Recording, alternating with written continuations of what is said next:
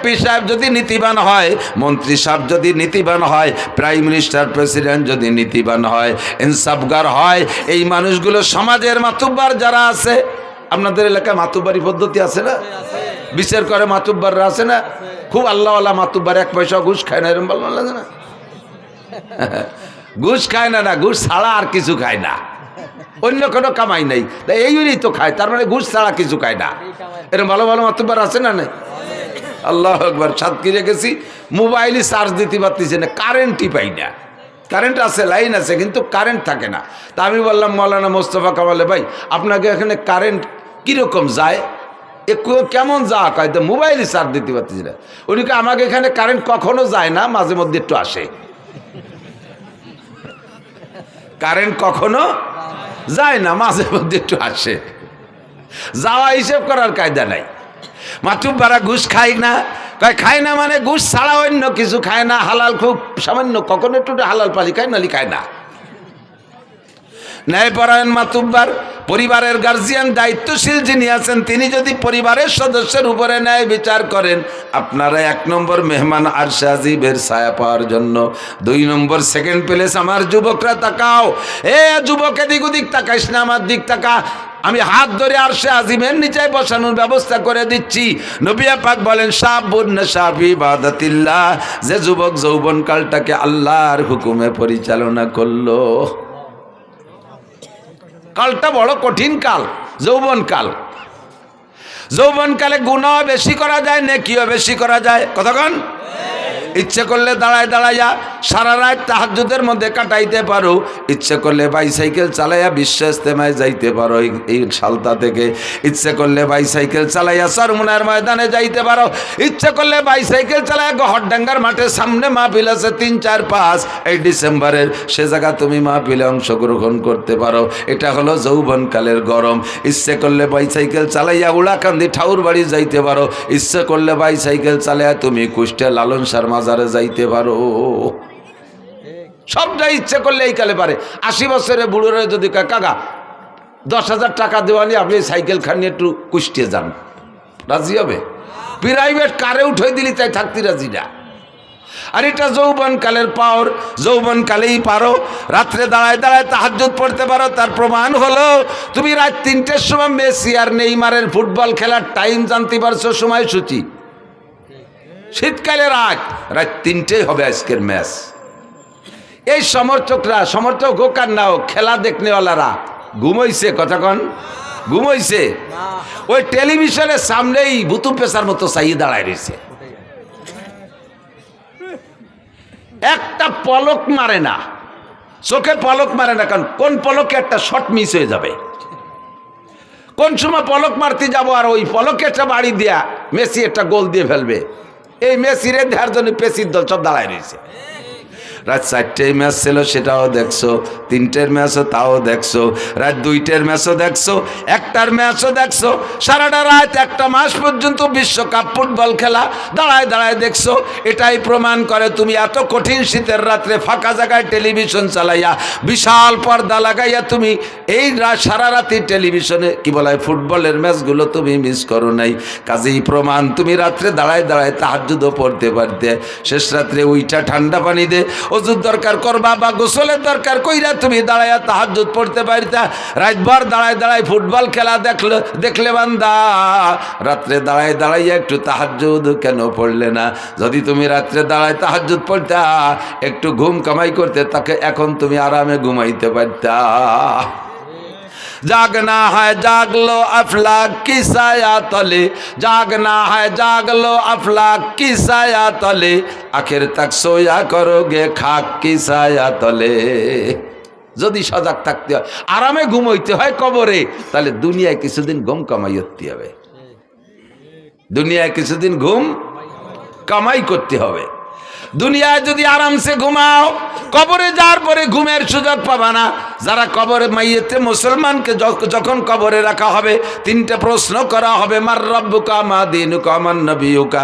3টে প্রশ্নের জবাব আপনি যখন দিতে পারবেন, আল্লাহ পাক বলবেন আলবিসুহু মিনাল জান্নাহ, আমার বান্দারে জান্নাতের পোশাক পরাইয়া দাও।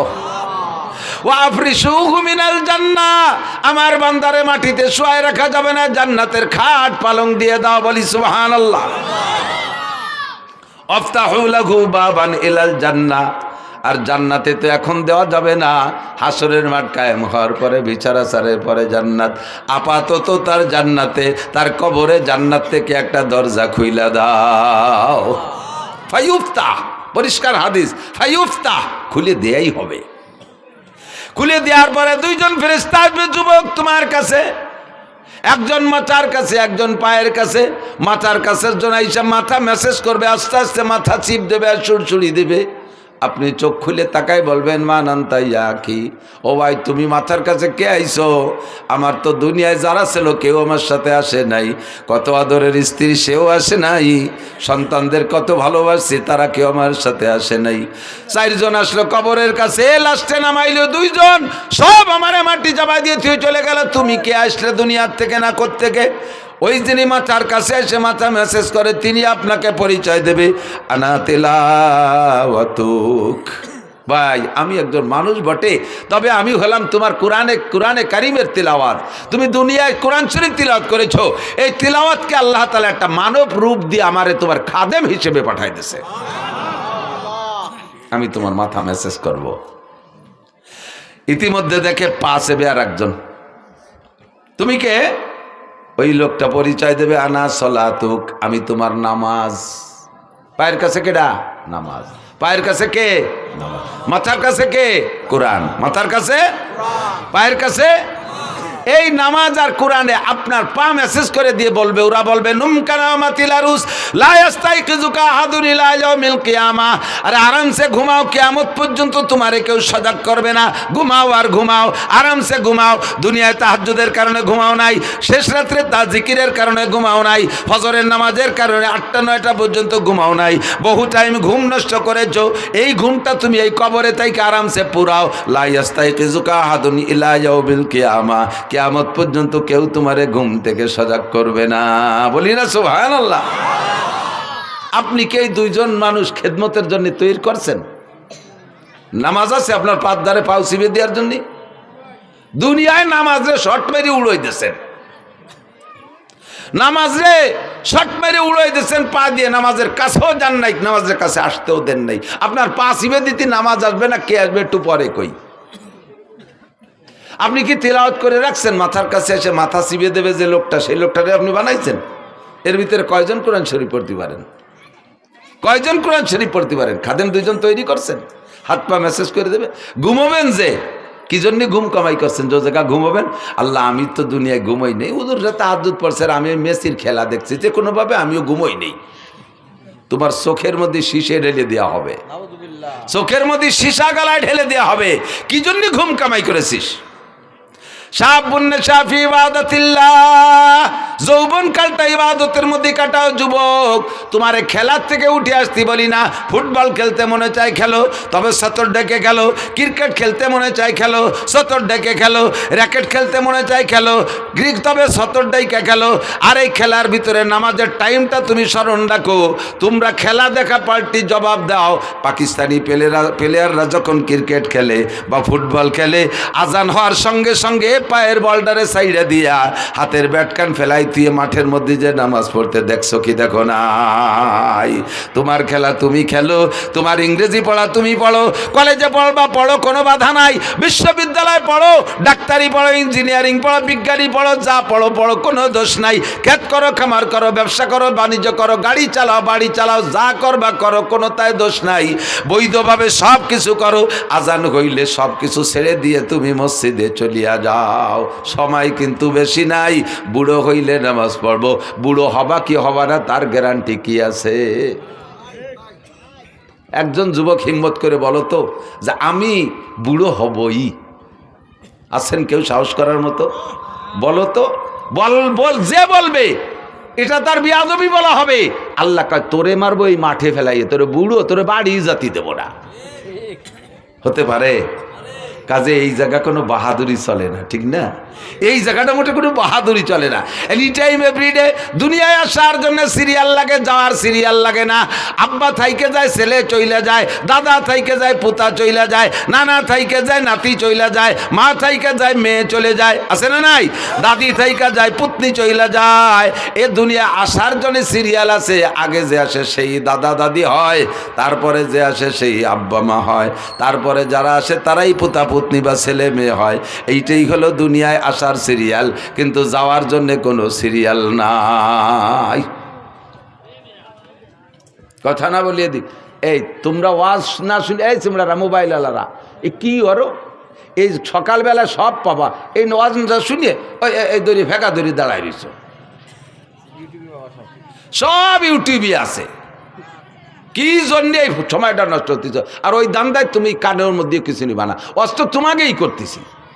বুড়োকে আজ বাদ দিছি কইছি না, বুড়ো কজন চলে যান, বাড়ি চলে যান, আপনাকে ছুটি। ইনটা বুড়োরা এমনি মুনিশি হয়ে গেছে। আল্লাহু আকবার। গহরডাঙ্গার খাদেমুল ইসলাম জামাতের জেনারেল সেক্রেটারি শামসুল হক ফরিদপুরি রহমতুল্লাহ আলাইহির একেবারে খাস খাদেম মাস্টার আব্দুর রাজ্জাক সাহেব বলতেন, হুজুর উনি গহরডাঙ্গার প্রাইমারির মাস্টার ছিলেন।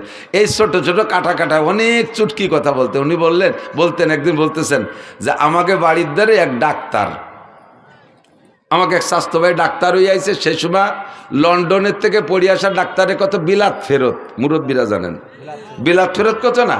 তার মানে বিলাতের থেকে পড়িয়ে ফেরত দেশে তারা চাই চলে আইছে বিলাত ফেরত। তো বিদেশের থেকে পড়ে আইছে ডাক্তার, দেশের ছেলে, একটু সেবা খেদমত করতে জীবন তো ঢাকায় এই ডাক্তারি বেশি খাবে। তো বাড়ি আইসা মাইকিং করে, মাইক তো ছিল না সে সময়, ওই সুঙ্গ দিয়ে বই বই বলে দেশে যে অমুক ডাক্তার রয়েছে বিলাতের, 3 দিন ফ্রি চিকিৎসা করবে, পরীক্ষা নিরীক্ষা ওষুধ পানি সব দেবে। এই কথা করলি বাঙালি রুগীর অভাব হয়? সিরিয়াল ধরে আইসা দেখাচ্ছে আর উনি ঔষধ দিচ্ছে, চিকিৎসা করতেছে, পরীক্ষা করতেছে, ঔষধ দিচ্ছে, দিয়েই যাচ্ছে। এই দেখা ওনার এক দাদা 100 টাকাখানিক হবে বয়স, 100 টাকাখানিক পর্যন্ত 100 হবে। তো এইরকম বুড়ো কায়দা মতো বুড়ো রুকু এ থাকে সবসময়, কিচ্ছু চহে দেয় না। তো এই বুড়ো আইসে বলতেছে, বাড়ি তুই তো বিদেশেতে ডাক্তার হয়েছিস, তুই তো মেলা মানুষের চিকিৎসা করলে, আমি তো দাদা ওই গোষ্ঠীর মানুষ, তো আমার একটু চিকিৎসা দিই। কয় দাদা তোমার কি কি সমস্যা?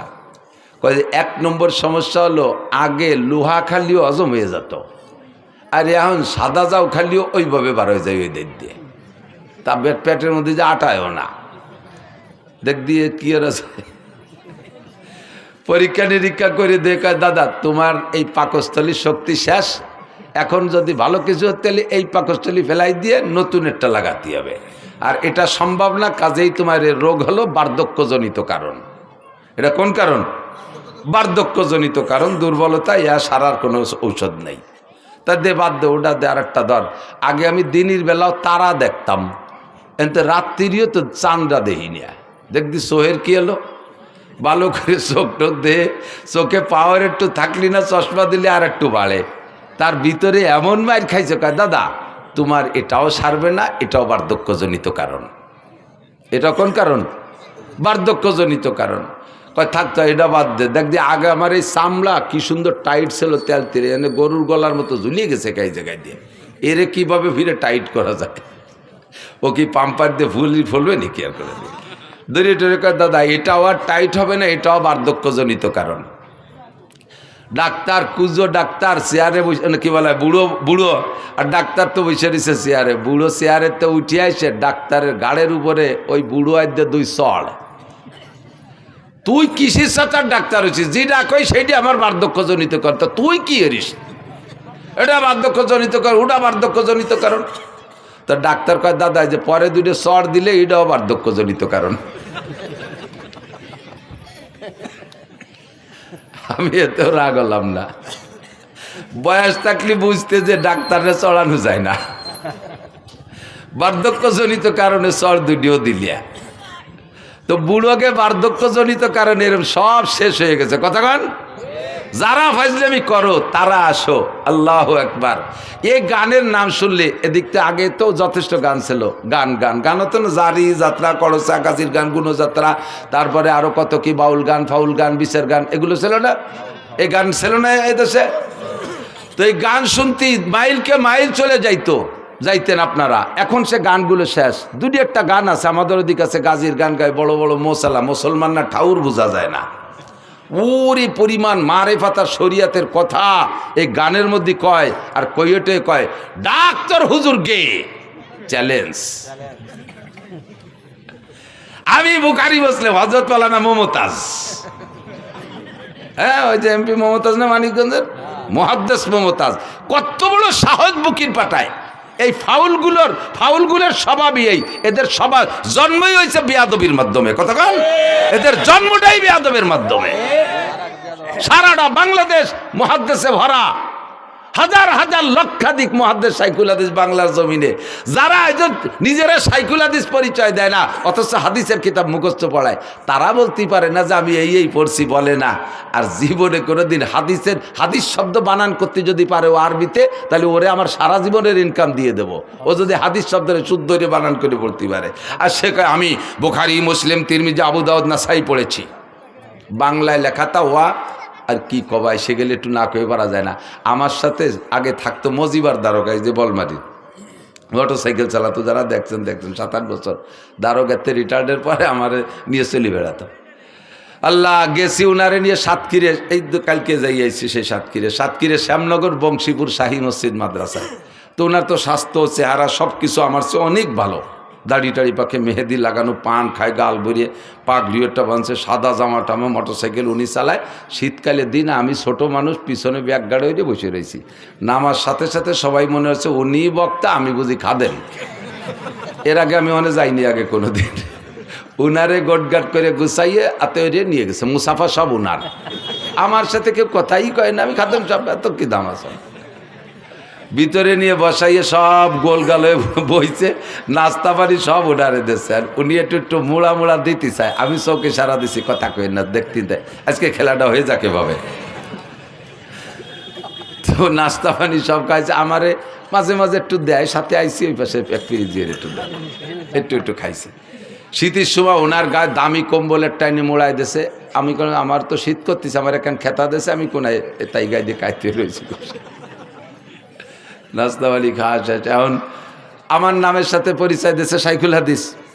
আর উলামায়ে কেরামের স্বভাব আছে, কোনো বক্তা আসলে তার যোগ্যতা পরিচয় নিয়ে একটু তাহকিক করে, খোঁজাখুঁজি করে। তো ওনারে জিজ্ঞেস করছে, হুজুর আপনি ফারেক কোন সালে কোন জায়গাতে?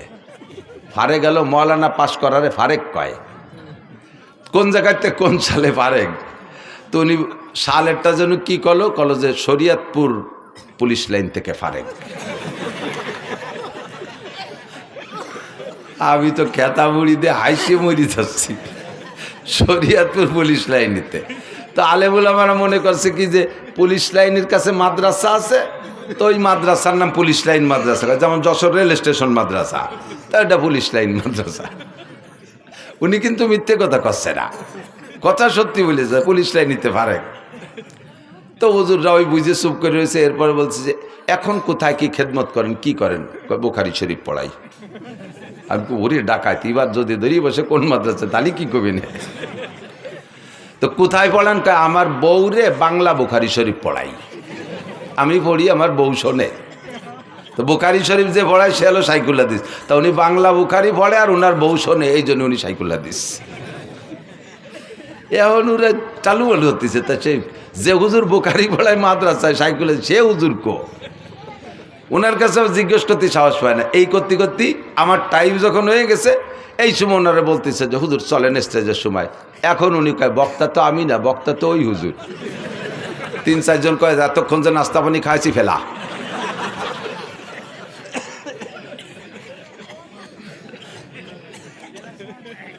বুখারী বলায় এই যে আবাল ফাউল নাকি আবুল সরকার, আবাল ফাউল সরকার, আবাল ফাউল সরকার কি কইছে আপনারা সবাই শোনেন নাই তো? সবাই কি শুনছেন ও কি কইছে আল্লাহর শানে? দেখেন সবাই শোনেন নাই, তারপরও শোনেন। আবার আমি নিজে শুনছি যেটা, সেটা হলো ও বলে আল্লাহ কি কথা কয় মুখ দিয়ে না, ওই পাছার নাম অন্য কিছু কয়। কি যা কি কয় হুক দে হুক দে ও ভাষা তো আমি বুঝি না, বাট যারা আমরাকে বাংলায় কি বলে মুখ দিয়ে না পাছায় দিয়ে বা আরো নিচের বাংলা গুদ দিয়ে। কেন এরকম কয় যে আল্লাহর এক মুখ দিয়ে 5 রকম কথা কয়, একই কথা 5 রকম। আউয়ালু মা খালাকাল্লাহুল ইশক, আউয়ালু মা খালাকাল্লাহু নূরি, আউয়ালু মা খালাকাল্লাহুল আরশ, আউয়ালু মা খালাকাল্লাহুল কদর, আউয়ালু মা খালাকাল্লাহুল কলম। আল্লাহ কয় সর্বপ্রথম আমি ইশক বানাইছি, সেই আল্লাহ আবার জায়গায় বসে কয় সর্বপ্রথম আমি আরশ বানাইছি, সেই আল্লাহ আবার কয় সর্বপ্রথম নূর বানাইছি, সেই আল্লাহ আবার কয় সর্বপ্রথম কলম বানাইছি, আবার আল্লাহ কয় আমি সর্বপ্রথম তকদির বানাইছি। তাহলে এক সর্বপ্রথম কয়বার হয়? এক সর্বপ্রথম কয়বার হয়? আল্লাহরও হুঁশটা আল্লাহকে মুখ দিয়ে কথা কয় না পাছায় দিয়ে কথা কয়? বলেন তো এর কি কওয়া দরকার? যদি কেউ বাউল ভক্ত থাকেন, আপনি যদি এখানে তারে কাফের না বলেন, এখানে যদি তার হত্যার দাবি না করেন, তার ফাঁসির দাবি না করেন, আপনি কিয়ামতের ময়দানে আল্লাহর সামনে যেয়ে দেখেন, রসুলের সামনে আপনি যেয়ে দেখেন।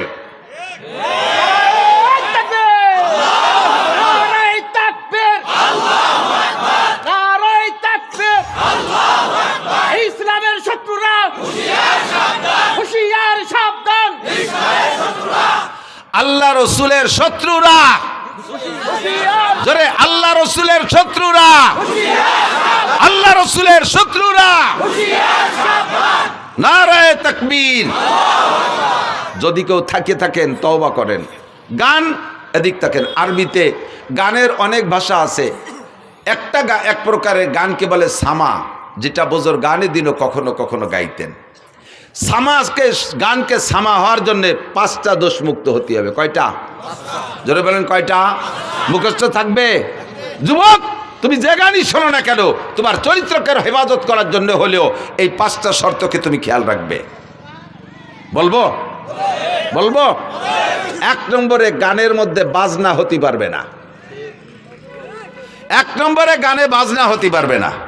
বাজনা হলে দেখেন কোরআন শরীফের আয়াতের সাথে বাজনা মিশিয়ে দিয়েছে। ইদানিং ইসলামিক সঙ্গীত গাচ্ছে, ইউটিউব চালায় দেখেন, প্রত্যেকটা ইসলামী সঙ্গীতের ভিতরে কম্পিউটারের মাধ্যমে চিকুন ভ্যারাইটি কিসমের গিটার, হারমোনিয়াম ইত্যাদির বাজনা ঢুকিয়ে দিয়েছে। যত ভালো হোক না কেন, কোরআন শরীফের আয়াতের তিলাওয়াতের মাঝেও যদি বাজনা ঢুকায়া দেয়, ওই তিলাওয়াত শোনা হারাম। হাদিসের তিলাওয়াতের মাঝেও যদি বাজনা ঢুকায়া দেয়, ওই হাদিসের তিলাওয়াত শোনা হারাম। জিকিরের মাঝেও যদি বাজনা ঢুকায়া দেয়, ওই জিকির শোনা হারাম। দুরুদের মাঝেও যদি বাজনা ঢুকায়া দেয়, তাহলে ওই বাজনার কারণে দুরুদ শোনা হারাম। 1 নম্বরে বাজনা হারাম, বাজনা থাকতে পারবে না। 2 নম্বরে গানের মধ্যে মিথ্যা কথা হতে পারবে না, গানের মধ্যে মিথ্যা কথা হতে পারবে না। জারি গানের ভরা মিথ্যা কথা। ছোটবেলায় শুনতাম জারি গান, এখন তো জারি গান নেই। শুনি একদিন জারি গানে গাইতেছে, এক বয়াতে আর এক বয়াতের কাছে প্রশ্ন রেখে যাচ্ছে, বলেন তো কোন নবী 2 রাকাত নামাজে 18 সিজদা দিছে? কোন নবী 2 রাকাত নামাজে 18 সিজদা দিছে? পরের বয়াতে যিনি আসছে উনি তা জানে না, কইতে পারে নাই। এবার দর্শক আর শ্রোতাদের ভিতরে তো জানার একটা আগ্রহ তৈরি হয়েছে, তাহলে আমাদের তো জেনে নিতে হবে। তোমরা বয়াতিরা হারাহারি করলে, জিতাজিতি করলে, আমরা তো জানতে পারলাম না। তাহলে বয়াতি সাহেব আপনি বলেন তো কোন নবী 2 রাকাত নামাজে 18 সিজদা দিছে? আল্লাহু আকবার। এবার উনি জবাব দিচ্ছেন, হযরত আইয়ুব আলাইহিস সালাতু ওয়াস সালাম 2 রাকাত নামাজে 18 সিজদা দিছে। বলে কিভাবে দিল? কয় ওনার 18টা ছেলে ছিল, তাদের জানাজার নামাজে 2 রাকাতে 18 সিজদা দিছে। আল্লাহু আকবার।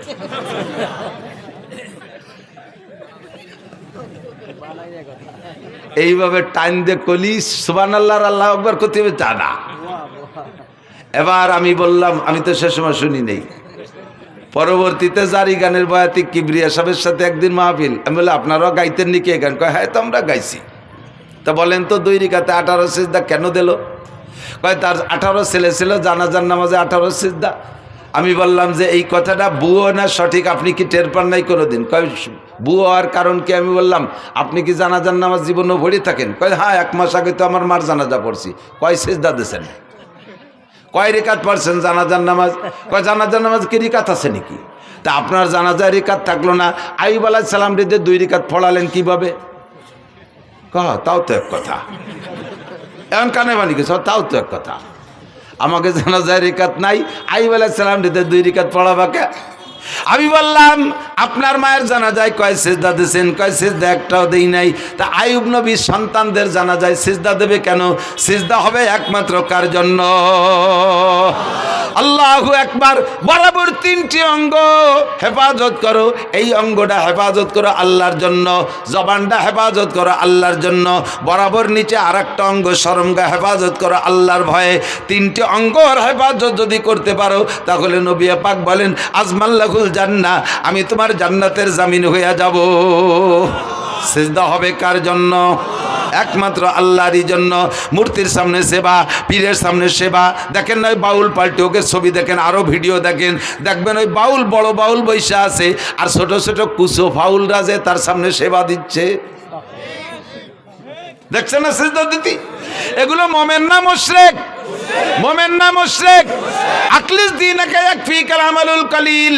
শুনতে ভালো লাগে তাই বলেই শুনবেন, তাই বলে যা তা শুনবেন না, যাতে আপনার ঈমান আমলকে ধ্বংস করে দেয় এমন কিছু আমি শুনতাম না। আরে আল্লাহু আকবার। মুমতাজের গান, দুনিয়ার যত পচা গান আছে, এ গান শুনলে গুনাহ হয় তবে ঈমান যায় না।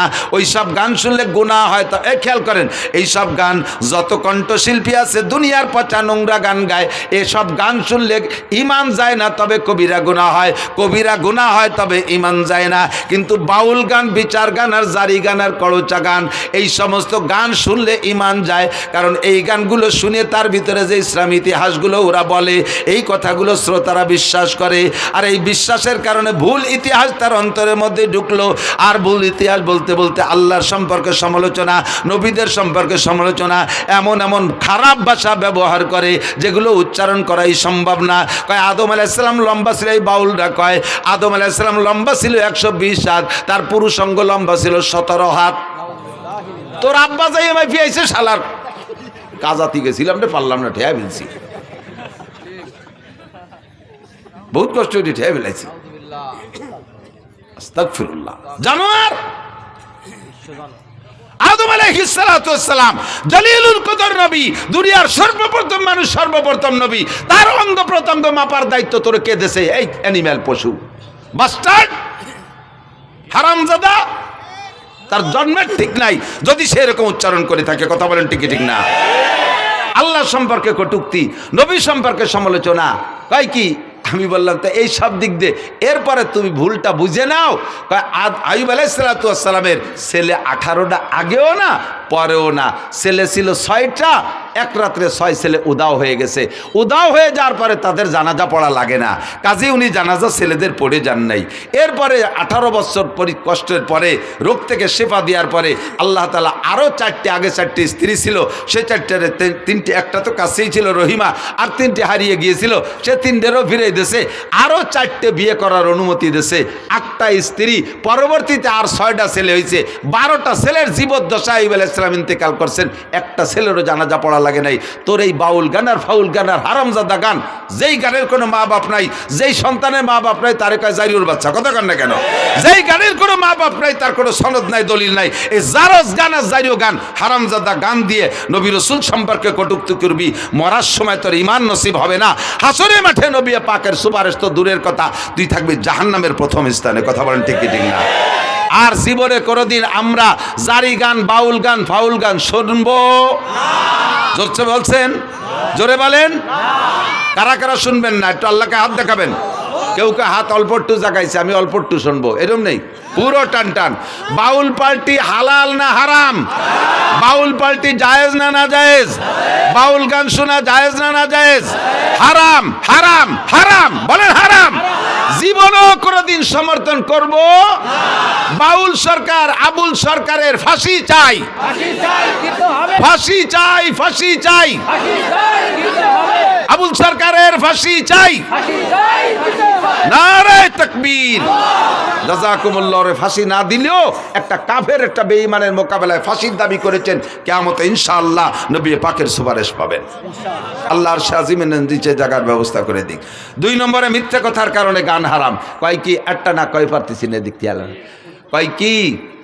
বলো ওয়াইস করনি, খেয়াল করেন, ওয়াইস করনি বিলালের বাড়ি যাইয়া, শুনছেন মনে হয়, কেউ কেউ শুনতে পারে, বিলালের বাড়ি যাইয়া রুটি খাইয়া তার হায়াত ছিল 7 দিন, বাড়াই দিয়েছে 70 বছর। বোঝেন কথাটা বললে ওয়াইস কর্ণীর কারামতি বাড়িয়ে গেল, যে ওয়াইস কর্ণী কত বড় বুজুর্গ বাবা, তার কথায় আল্লাহ বিলালের হায়াত বাড়াই দিয়েছে, এর ওয়াইস কর্ণীর শান বাড়াইছে। এবার এই বাড়াইতে যাইয়ে মাইটটা দিছে কোন জায়গা তা টের পাইতে দেয় না। বিলাল রাদিয়াল্লাহু তাআলা আনহু আর হুজুরের বাড়ি মদিনায় যারা গেছেন তারা বলেন, মসজিদে বিলাল চেনেন তো, মসজিদে বিলাল কুবা রোডে যাইতে বাম পাশে মসজিদে বিলাল, আর মসজিদে নববী ওই জায়গা, মসজিদে নববীর মধ্যে হুজুরের বাড়ি। তো হুজুরের বাড়ি আর বিলালের বাড়ি প্রায় আধা কিলোমিটার হবে দূর, বিলালের বাড়ি যেখানে, মসজিদ যেখানে। তো এই জায়গা যাইয়া ওয়াইস কর্ণী বিলালের বাড়িতে রুটি খাইয়া সেই রুটির দোয়া দিয়া বিলালরে হায়াত বাড়াই দিয়েছে। একটু আধা কিলোমিটার হাইটে যাইয়া রসুলরে দেখি আসলো না। বোঝেন কথা, বোঝেন? ওয়াইস কর্ণী আর নবী আলাইহিস সালাম একই জামানায়, নবীর কথা শোনার সাথে সাথে হযরত ওয়াইস আল কর্ণী কলেমা পড়ে ইসলাম গ্রহণ করেছেন।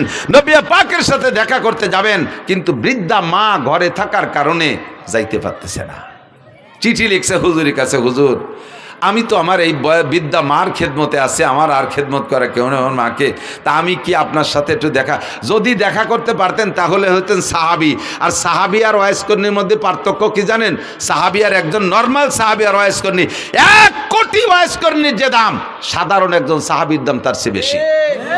একই জামানায় হইয়া ওয়াইস কর্ণী এই সাহাবি হওয়ার ফজিলাতটা নিতে যাইতে পারে নাই মায়ের খেদমতের কারণে।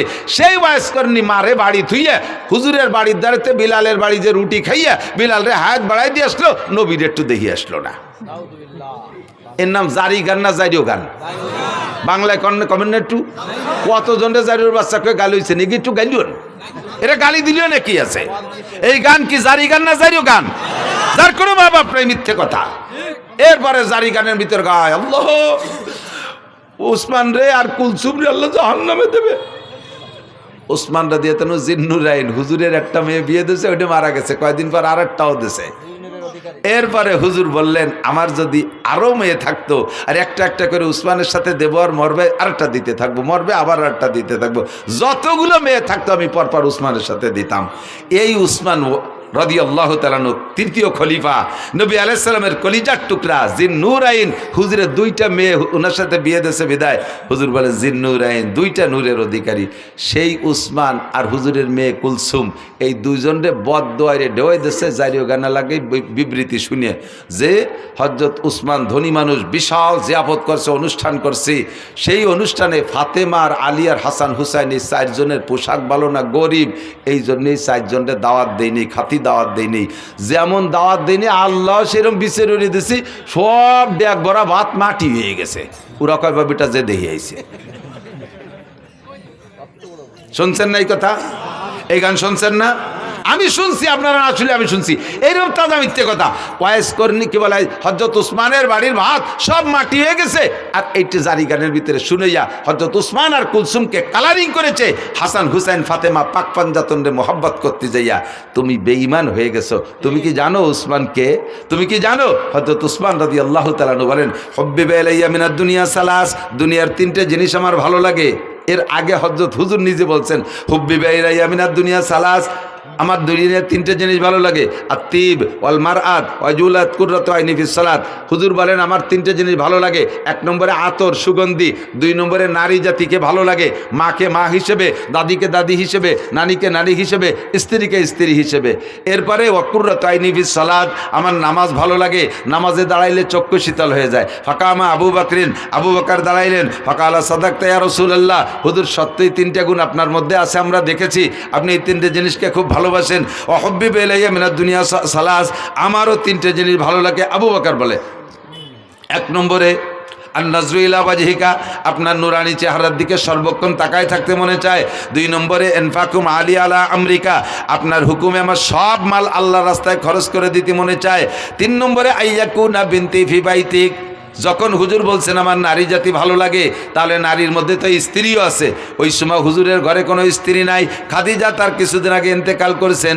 হযরত আবু বকর সুযোগ পেয়ে এবং অন্তরের কথাটাই বলে ফেললেন, হুজুর আপনার স্ত্রী ভালো লাগে, আপনার ঘরে স্ত্রী নাই, আমার ভালো লাগে আমার একটা মেয়ে যদি আপনার স্ত্রী বানাইয়া আপনার ওই চাহিদাটা পূরণ করতে পারতাম। আয়েশার বয়স তখন মাত্র 6 বছর। দিনের বেলা আবু বকর এই প্রস্তাব দিয়েছে, রাতের বেলা নবী পাককে জিবরাইল আয়েশার ছবি একটা রেশমি কাপড়ের ছবি কইরা আইনা স্বপ্নে দেখাচ্ছে, ইয়া রাসূলুল্লাহ আপনি মেয়েটিকে চেনেন? হুজুর বললেন মনে হয় আয়েশা। জি হুজুর ঠিক আছে। পরপর 3 দিন দেখানোর পরে তৃতীয় রাত্রে প্রস্তাব দিয়েছেন, হুজুর মেয়েটা কি আপনার পছন্দ হয়? হুজুর বললেন পছন্দ তো হয় তার বংশধরেই, তার বাপ আমার দোস্ত, পরিবারের সবাইরে ভালোবাসি, আর মেয়েটা তো অত্যন্ত স্নেহের, আমি কত কোলে কাকে করছি, অবশ্যই ভালো লাগে। তাই উদ্দেশ্যে কি উদ্দেশ্যে তুমি বলছো জিবরাইল? জিবরাইল বলে আল্লাহ পাক রব্বুল আলামিন আমাকে ঘটক বানাইয়া রাইবার বানাইয়া আপনার কাছে প্রস্তাব পাঠিয়েছেন।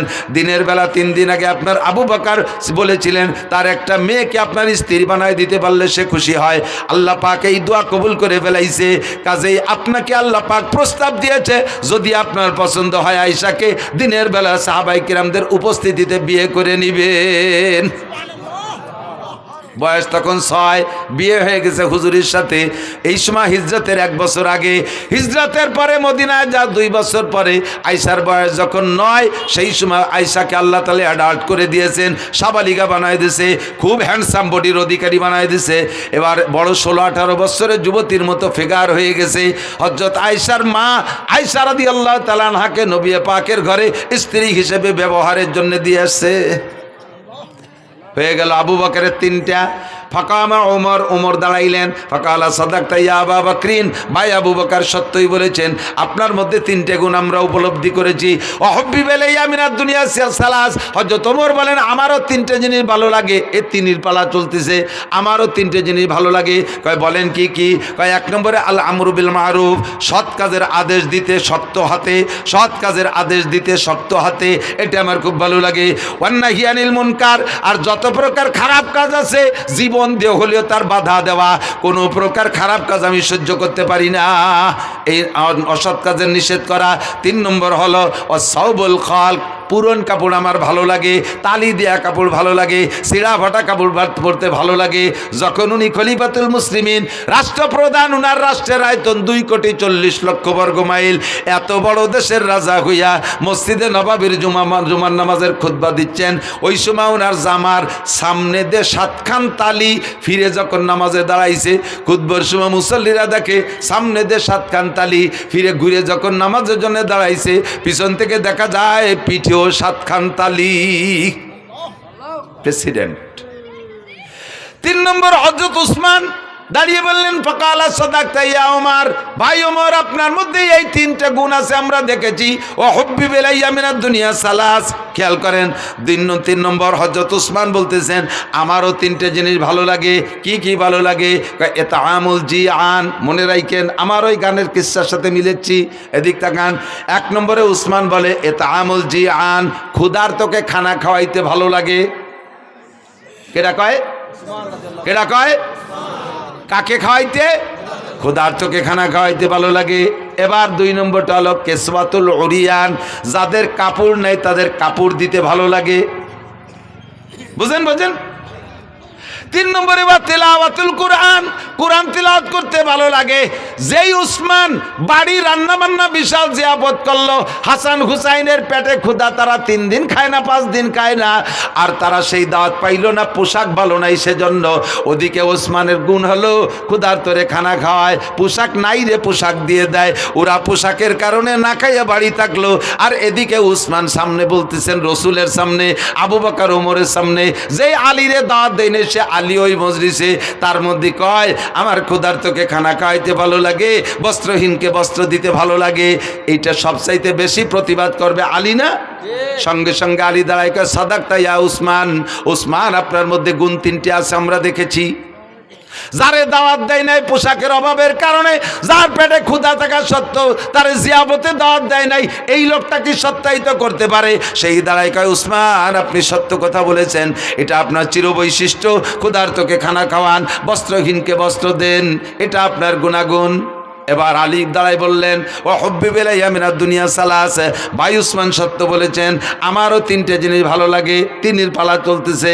হযরত আলী বলেন, এক নম্বরে কি বলে আস-সাওমু ফিস সাইব, ইকরামুজ্জাইব। এক নম্বরে ইকরামুজ্জাইব, মেহমানকে তার মর্যাদা বুঝা পরিমাণ মতো মেহমানদারি করতে আমার ভালো লাগে। যে মেহমানের যেমন চাহিদা তার চাহিদা অনুযায়ী মেহমানদারি করতে ভালো লাগে। দুই নম্বরে আস-সাওমু ফিস সাইব, গরমকালে রোজা রাখতে আমার ভালো লাগে। হযরত আলী বলতেছেন গরমকালে রোজা রাখতে ভালো লাগে। জিজ্ঞেস করা হলো, কেন? গরমকাল তো দিন বড়, এ সময় রোজা রাখতে তো সবাই কষ্ট হয়, তোমার কেন ভালো লাগে? হযরত আলী বলেন, গরমকালে রোজা রাখতে ভালো লাগার কারণ হলো হুজুর বলেছেন লিসাইমে ফারহাতান, রোজাদারের দুইটা আনন্দ। একটু বলেন কয়টা? রোজাদারের দুইটা খুশি। ফারহাতুন ইনদা লিকায়ে রাব্বিহিম, যত মানুষ রোজা রাখবে দুনিয়ায় সমস্ত মানুষ আল্লাহ পাকের সামনে সাক্ষাৎ হবে, আর আল্লাহ পাক সব রোজাদারের গালে উঠাইয়া মুখে উঠাইয়া খানা খাওয়াবে। এইটা হলো আখিরাতের খুশি। আর একটা খুশি হলো কি বলা হয় লিসাইমে ফারহাতান, ফারহাতুন ইনদা লিকায়ে রাব্বিহিম। আর একটা খুশি হলো ফারহাতুন ইনদা ফিত্রিহিম, দুনিয়ায় যত খাবার খান, আমার দিক দুনিয়ায় যত মজার খানা খেয়ে থাকেন না কেন, একটু সত্যি কথা বলেন, ইফতারির চাইতে মজা পান কোনো তাই? ডাল চাল খেচড়ি চাপড়ি ডুটি মুটি খুঁতফুটনু যা দিক চাবায় না আশের মতো গেলে, ঠিক না? এত ভালো লাগার কারণ কি? দুনিয়ায় সবচেয়ে ভালো তরকারির নাম কি? খোদা। কিদের সে ভালো তরকারি হয় না। কায়দা মতো কিদে লাগলি পান্তা ভাত খাতেও নুন লাগে না, ঠিক না? পেটে কিদে যদি টাইট মতো থাকে তাহলে যা খায় তাই ভালো লাগে। রমজানের চাইতে পিওর কিদে তো আর কোনো সময় হয় না। হযরত আলী বলেন, ইফতারির মজাটা গরমকালে রোজা বড় হয়, এই জন্য ইফতারিতে মজাটাও বেশি পাই, এই জন্য গরমকালে রোজা ভালো লাগে। তিন নম্বরে আয-যারবু বিস-সাইফ, ময়দানে যাইয়া তরবারি দিয়ে কাফের কুপায় কুপায় কাটতে ভালো লাগে।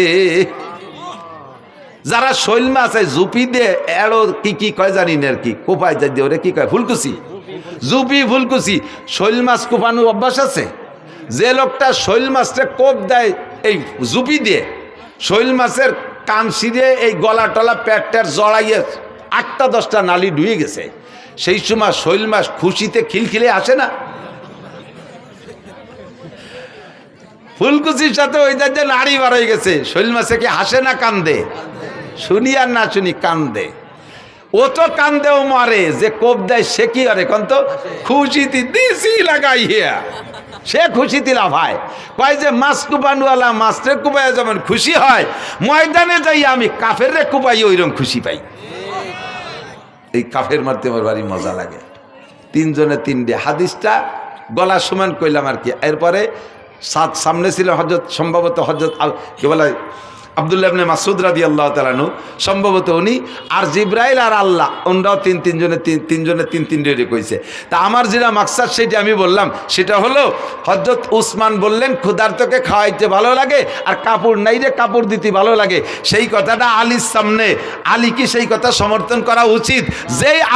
যেই উসমান আলীর পরিবারের কাপড় না থাকার কারণে ক্ষুধা অবস্থায় তাদেরকে বাড়ি জিয়াফত করলেন, অথচ দাওয়াত দিলেন না।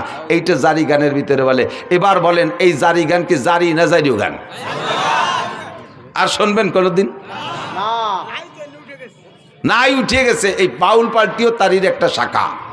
এ বাউল পার্টি ফাউল পার্টিও তারির একটা, না নামাজ হয় না রোজা না জাকাত না হয়, তো ফের খুশি কাজ বাদ কে কই যে ঢা না জজ তুই দাড়ি কাটছিস শুনলাম। আর কত বড় গাদা, আমি শুনছি যেটা ও কয় কি একটা দাড়িতে 70 জন ফেরেস্তা থাকে, মুখের দাড়িগুলো কাটিয়ে ফেললি ফেরেস্তাদের পাও কাটিয়ে শুরু হয়ে যায়। ও আরো ভাষা খারাপ দিয়ে কইছে, ফেরেস্তাদের গোড়া মারি দেওয়া হয়ে গেছে। শয়তান বেয়াদব কোথাকার। আর এরে আজতে ঢুকাইছে, আর এর পক্ষে বলে কোনো উকিল দাঁড়াইছে, এর পক্ষে বলে কোনো উকিল না কোন দাতাল বলে দাঁড়াইছে এরে খালাস করার জন্যে। হ্যাঁ, আর এক শ্রেণীর নেতারাও বলে সেই ফাউলির পক্ষ নেছে। যারাই ফাউলির পক্ষ নেছো আর কোনোদিন মাথা খাড়া করতে পারবা না বাংলার জমিনে, আর কোনোদিন মাথা খাড়া করতে পারবা না যদি ফাউলদের পক্ষ নাও। আল্লাহর শত্রুতা। আল কোরআনের আলো, সংসদে জ্বালো, ইসলামের শত্রুরা হুঁশিয়ার, আল্লাহ রসুলের শত্রুরা মাশাআল্লাহ, জাযাকুমুল্লাহ। থাকবেন তো, লড়বেন না তো? এ মর্মে জিহাদ আসলি করতে রেডি আছেন? সেদিনকে একজনে লিখেছে যে বাস্তব কথাও, আমরা অনেক নাস্তিকের অনেক নাস্তিকানা বক্তব্য শুনছি, কিন্তু এই ফাউল যা বলছে এরকম আর কেন মুখে শুনি নেই, এত নিকৃষ্ট ভাষার কারো থেকে শুনি নেই। আল্লাহ আমাদেরকে হেফাজত করে, বলেন আমিন। আল্লাহ আমাদের হেফাজত করে। তো দোস্ত, দুনিয়ার জিন্দেগি অল্প একটু, মনে আছে? দুনিয়ার জিন্দেগি বেশি না আখিরাত বেশি? কথা কন না, দুনিয়া বেশি না আখিরাত বেশি? যদিও দুনিয়া 3000 কোটি বছর হয়, তবে এই 3000 কোটি বছরই শেষ, তারপরে আর 1 সেকেন্ডও থাকবে না। কিন্তু আখিরাত শুরু হবে তো শেষ হবে না। কতদিন শেষ হবে না? শেষ হবে না তো শেষ হবে না। আমি মাঝে মাঝে শুয়ে শুয়ে নিজে জিজ্ঞেস করি, আখিরাত লম্বা তো কত লম্বা? ধরে নেই 1 কোটি কোটি বছর, 1 কোটি কোটি বছর, তারপরে কি হবে? এই কোটি কোটি বছর শেষ হওয়ার পরে কি হবে? তারপরে আবার কোটি কোটি শুরু হবে। তারপরে কি হবে? তারপরে আর আমি খুঁজে পাই না। আমার খোঁজারও দরকার নাই, ওই আখিরাতের জিন্দেগির শেষ নেই। যে জায়গা থাকবেন যতটুক, সে জায়গার জন্য করবেন ততটুক। এলো জ্ঞানী মানুষ। হুজুর বলেন, কাইয়্যিসু মান দানা নাফসাহু ওয়া আমিলা লিমা বাদাল মাউত। চালাক, এদিক তাকান, চালাক, জ্ঞানী, হুঁশিয়ার, বুদ্ধিমান ওই ব্যক্তি মান দানা নাফসাহু, যে নিজেকে নিজে দিনদার বানায় আর মহা আখিরাতের জন্য আমিলা লিমা বাদাল মাউত, পরকালের জন্য আমল করে প্রস্তুতি নেয়। আমার প্রাণপ্রিয় যুবকরা, বলে নিছি আগেই, তুমি খেলাধুলা করো, তুমি বৈধ খেলাধুলাগুলো করো, বৈধ খেলাধুলা করো, জেনারেল পড়াশোনা করো, ক্ষেত খামার করো, ব্যবসা বাণিজ্য করো, চাকরি বাকরি করো, দুনিয়ার হালাল কামাই যত আছে করো। ফাঁকে তুমি আজান হইলে সব কাম কাজ ফেলে রেখে মসজিদে যাবো, রাজি আছি না ইনশাআল্লাহ? মসজিদে নামাজ পড়বো না ইনশাআল্লাহ? আখিরাতকে সুন্দর করেন, আখিরাতকে সুন্দর করেন। সময় কম বিদায় কথা বলবো না, পরবর্তীতে আরও ওলামায়ে কেরাম আসবে। আল্লাহ রসুল আর মসজিদ মাদ্রাসার পক্ষে যারা, তারা থাকবেন। আর যারা মোদি আর নরেন্দ্র মোদি আর ডোনাল্ড ট্রাম্প আর নেতানিয়াহুর পক্ষে, তারা আটা দেবেন। আমি এতে দেখবো যে ট্রাম্পের দলের কয়জন যায়, না যাচ্ছে না কেউ হলো। যদি কেউ আটা দেয়, বুঝবো যে মাদ্রাসা মসজিদের বিপক্ষে আর ট্যাম্পের দলের লোক। কালেকশন পারি না, কালেকশন করব না, যেহেতু পরবর্তীতে আরও বক্তা আছে, তারাই করবে। তা আমরা উপস্থিত ফিল্ডে, আপনাদের মাদ্রাসা আছে বিদায় আমি আসছি, নইলে ব্যস্ততা এত বেড়ে গেছে, যার কারণে এখন সব জায়গার সময় দিয়ে পারি না। খুঁজে খুঁজে মাদ্রাসাগুলোয় সময় দিই, যে কমপক্ষে মাদ্রাসাগুলো নিয়ে একটু উপকার হয়, এই জন্যে আসি। মাদ্রাসা আরও ভালো হবে, আরও বেশি আসবো, আরও লম্বা সময় দেবো ইনশাআল্লাহ। এরা সময় মতো যোগাযোগ করলে আমরা যদি আসি, আপনারা আসবেন না ইনশাআল্লাহ মাঠে? আল্লাহ তাআলা কবুল করুক, বলেন আমিন।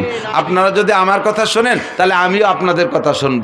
আপনাদের কথা শুনবো মানে এখানে দাওয়াত দিলে আসবো। আর আপনারা আমার একটা কথা শুনতে হবে, সেটা আপনাদের পিএজের এলাকা, মাদ্রাসা আপনাদের মাদ্রাসা আপনাদেরই থাকবে। এখানে আপনাদের আল্লাহ তাআলা সামনে পিএজ দেবে। এটা পিএজের এলাকা না? পিএজ হয়তো আপনাদের এই নগরকান্দা সালতার পিএজ, এই সালতার পিএজ আমার সুলতান শাহী মাদ্রাসার সঙ্গে এখনো আছে সিলিংয়ের পর। আরও গতবার এক মসজিদের থেকে যা কালেকশন করে নিছি, বোর্ডিংয়ে সারা বছর 200 ছাত্র খাইছে। সমস্ত সারা বছর হয়ে যাওয়ার পরও সেদিনকে দাম বাড়ার সাথে সাথে প্রয়োজনীয় কটা রাখি 12 মণ বেশি ফেলাইছি। এক মসজিদিতে উঠে দিছি, এক মসজিদের থেকে 42 মণ। এর একটাও বেশি নেই, নিয়ে সিলিং করে তুইছি, খাইয়ে দিয়ে 12 মণ বেশি ফেলাইছি সেদিন। পরাণ ভরে দোয়া দিছি, আল্লাহ সালতার নগর কান্দা লাগে পিএইচ দিয়ে তুমি মাটি দাও, তা করতে পারলাম না। এগে সাং মাং দালান কোটা সব ভরে দাও, কারণ আমিন। আবার বেশি দোয়া পিএইচ বেশি হলে এবার কাজিও বেশি, আর এক জ্বালা। পিএইচের দাম বাড়িয়ে গেলে কাজিও বাড়িয়ে যায়। সেদিনকে বলে, আর আসলে আঞ্চলিকভাবে কিছু মিজাজ থাকে, কোনো কোনো এলাকার মানুষের সামান্য কথা গায়ে হয় না, ছোট্ট একটা কথারে শাখা প্রশাখা বালকা খাল নিকালতে হয়, চুলিরও চামড়া চলে। এই করতে করতে করতে করতে দেখা যায় আসলে কিছু না, মাথায় যে 20-22 জন মরে গেছে। সামান্য সামান্য কথা নিয়ে খালি কসলা তিতালে থাকে। কিছু কিছু এলাকা আছে, তার ভিতরে এলাকাও কম না। আল্লাহ যেন ফসল ভালো দেয়, বলেন আমিন। সুজলা সুফলা করে দেয়, বরকতপূর্ণ ফলন দেয়। পিএজওয়ালাদের পিএজ যেন পুলিশ দারোগা কোর্ট কাছারি আদালত ফৌজদারিরা খাতি না পারে। আল্লাহ পিএজ বেচা টাকায় দিয়ে পিএজওয়ালাদেরকে হজ উমরা করার তৌফিক দাও, জোরে বলেন আমিন। যদি এই নিয়ত থাকে মহাব্বতের সাথে, 5 মিনিটের ভিতরে, আমি বেশি টাইম দিতে পারবো না, 8:30 পর্যন্ত আমার সময় ছিল, 8:30-10 বাজে গেছে মনে হয়, 8:30, 8:30-6 6 মিনিট বেরিয়ে গেছে, আর 4 মিনিটের ভিতরে যে যত তাড়াতাড়ি বলবেন ইনশাআল্লাহ তার জন্য আমি হজের দোয়া দেব। আমি ঘুরতে ঘুরতে মুসাফির হয়ে গেছি, মুসাফিরের দোয়া কবুল হয়, আমার দোয়া আমার জন্য কবুল না হলে আপনার জন্য হবে। কোনো একজন মানুষকে মহব্বতের সাথে বলবেন, যাদের বেশি পেঁয়াজ হয় এই মাদ্রাসায় 5 মণ পেঁয়াজ দেবো ইনশাআল্লাহ। একজন মানুষকে হিম্মত করে দাঁড়াইতে পারবেন 5 মণ পেঁয়াজ দেবেন। 5 মণ পেঁয়াজ দেওয়ার মতো মানুষ আপনাদের আছে। যে লোক 200 মণ পাবে তার 5 মণ অলরেডি জাকাতি হবে, একে বলে ওসর, এটা আপনার জন্য ওয়াজিব হয়ে যাবে। যে লোক 400 মণ পাবে তার 10 মণ ওয়াজিব হয়ে গেছে। এই 10 মণ আপনার জন্য খাওয়া হারাম। শুয়োরের গোশত খাওয়া যেমন হারাম, এই 10 মণ বেশি খাওয়া আপনার জন্য ওই রকম হারাম। ওটা আপনি খাইতে পারবেন, ওটা কেউ না কেউ দিতেই হবে গরিব মিসকিনকে। তো আপনার এই 200 মণ 400 মণ আলার 10 মণ হবে জাকাত। 5 মণ এই মাদ্রাসা নিজেদের মাদ্রাসায় দিয়ে, আর 5 মণ আশেপাশে সব মাদ্রাসায় দিয়েন। একটা মানুষ আছে 5 মণ আলা নাকি বেশি কেউ ফেলেছি তা আল্লাহ জানে। আমি তো দেশের থেকে নিছি, আমি ওই মসজিদের থেকে একজনই আমার মাদ্রাসায় 5 মণ দিয়েছে। কোথায় সুলতানসি মাদ্রাসার, কোথায় সালতা? 2 মণ 1 মণ হলে ভালো হয়। আচ্ছা।